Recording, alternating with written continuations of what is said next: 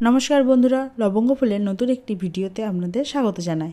আজ আপনাদের সাথে ডিম আলুর একটি রেসিপি শেয়ার করছি। এই রেসিপি আপনার মাংসের স্বাদের মতনই হবে, যা দিয়ে আপনি এক থালা ভাত আপসেই খেয়ে নেবেন। প্রথমে আমি ডিমগুলো সেদ্ধ করে নিয়েছি। এরপর আমি ডিমগুলোতে নুন আর হলুদ মাখিয়ে নেব।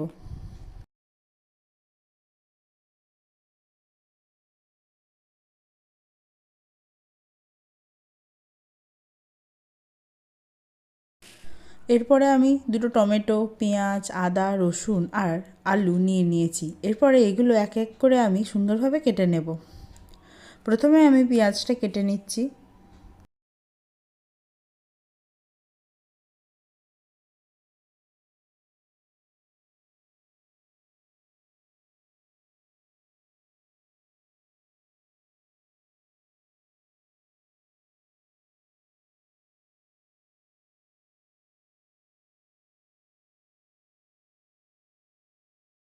এরপর আমি একে একে ছাড়িয়ে নেব রসুন, তারপর আমি ছাড়িয়ে নেব আলু।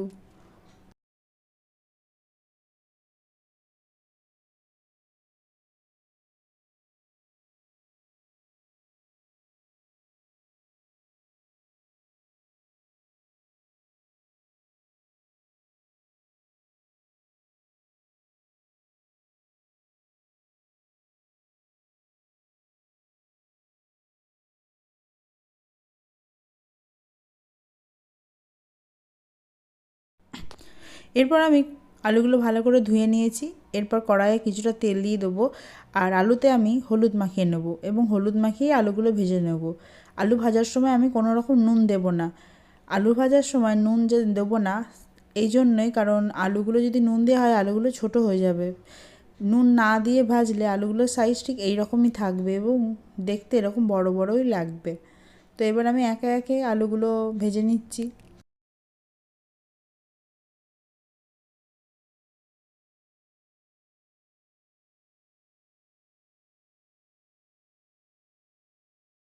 আমি এবার আস্তে আস্তে আলুগুলো ঢাকা দিয়ে দিয়ে ভেজে নেব।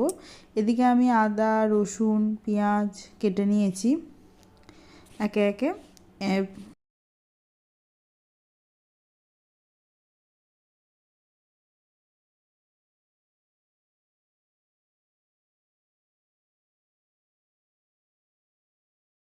এরপর আমি মিক্সিতে আদা আর রসুনটা দিয়ে দেবো, দিয়ে ভালো করে পেস্ট করে নেব।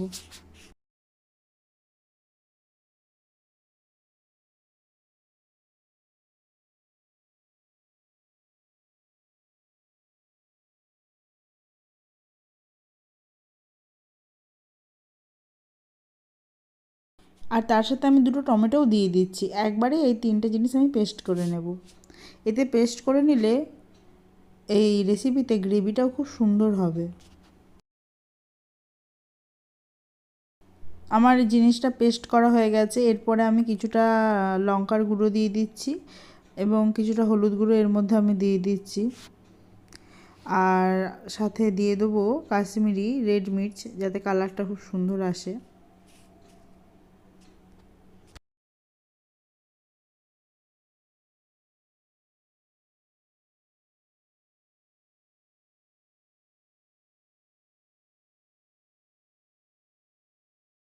এরপরে ঢাকাটা খুলে আমি আলুগুলো এক এক করে আমি উল্টে দেবো।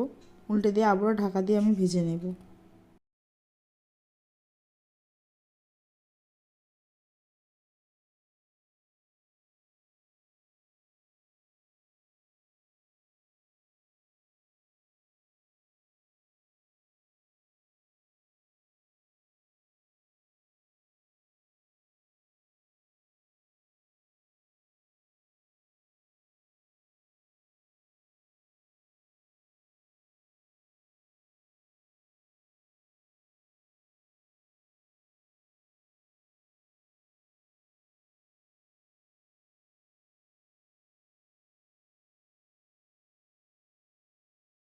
এরপরে সেদ্ধ করে রাখা ডিমগুলো নুন হলুদ মাখিয়ে আমি ভালো করে ভেজে নেব।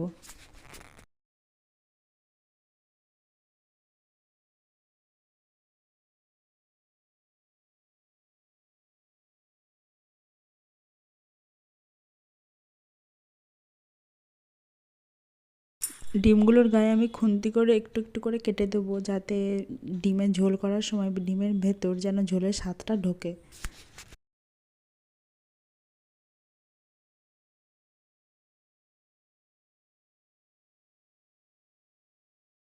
ডিমটা আমি খুব হালকাভাবে ভাজবো, বেশি ভাজবো না, তাহলে ডিমটা ছিবড়ে ছিবড়ে হয়ে যাবে।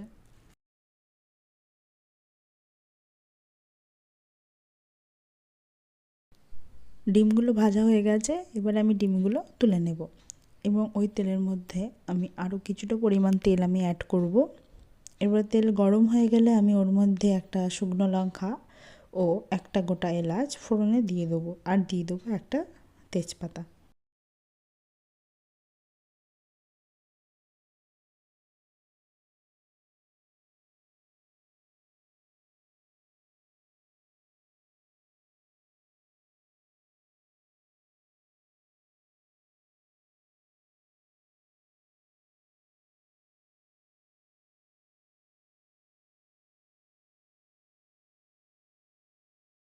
ফোড়নটা ভাজা হয়ে গেলে এর মধ্যে কেটে রাখা পেঁয়াজ কুচিগুলো দিয়ে দেবো ও পেঁয়াজটা ভাজা হওয়ার জন্য অপেক্ষা করব।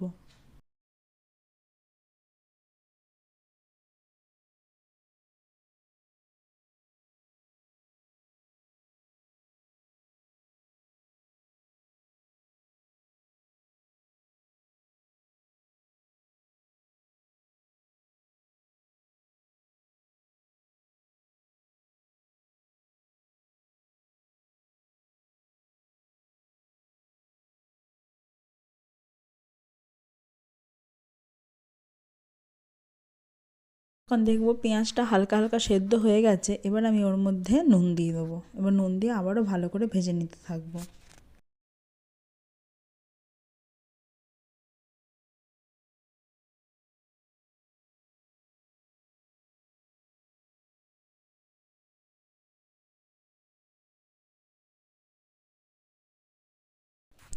দেখুন আমার পেঁয়াজ খুব ভালোভাবে ভাজা হয়ে গেছে।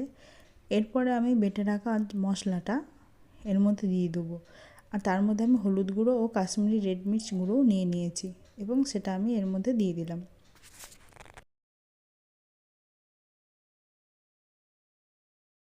এবার মশলাটাকে খুব ভালো করে আমি কষাতে থাকবো।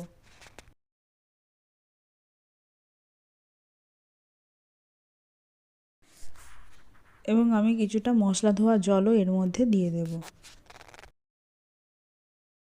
আমি এর মধ্যে কিছুটা চিনিও অ্যাড করেছিলাম, সেটা আমি ক্যামেরাতে নিতে ভুলে গেছি। এর মধ্যে কিছুটা আমি চিনিও দিয়ে দিয়েছিলাম। দেখুন জলটা টেনে নিয়েছে এবং মশলাটা খুব ভালোভাবে কষানোও হয়ে গেছে। এর মধ্যে আমি আরও কিছুটা জল দিয়ে দিয়ে আরেকবার ভালো করে কষিয়ে নেব।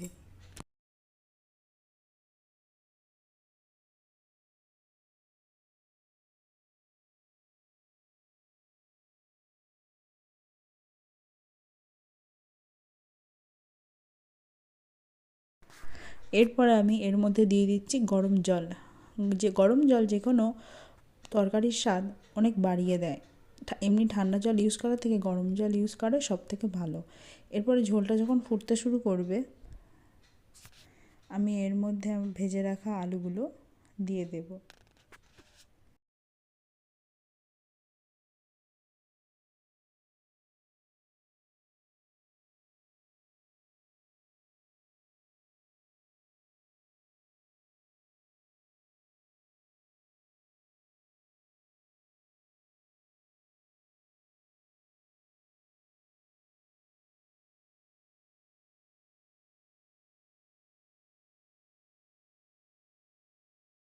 আমি এর মধ্যে দুটো কাঁচা লঙ্কাও দিয়ে দিয়েছিলাম। এবার ঝোল দেখুন ভালোভাবে ফুটতে শুরু করেছে।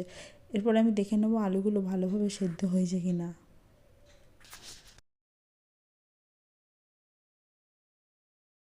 এরপরে ফুটন্ত ঝোলের মধ্যে আমি ভেজে রাখা ডিমগুলো দিয়ে দেব।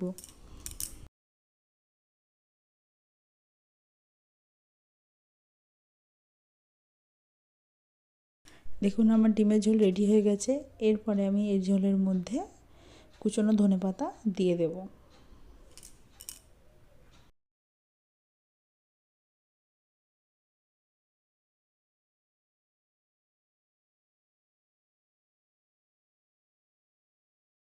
এবং গরম গরম ভাতের সাথে এই ডিমের ঝোল আপনারা অবশ্যই একবার ট্রাই করে দেখবেন। শীতের দুপুরে গরম গরম ভাতের সাথে এর জুড়ি মেলা ভার